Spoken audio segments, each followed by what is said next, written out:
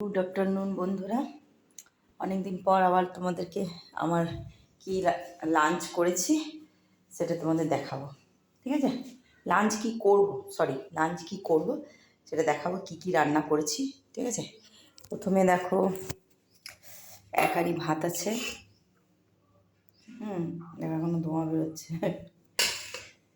তারপরে করেছি এই যে পটলের খোসাগুলো ছিল সেগুলোকে বেটেছি।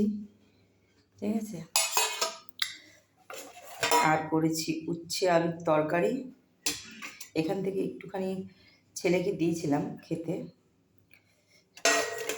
অনেক সকালে রান্না করেছি আজকে। আর করেছি পনিরের তরকারি।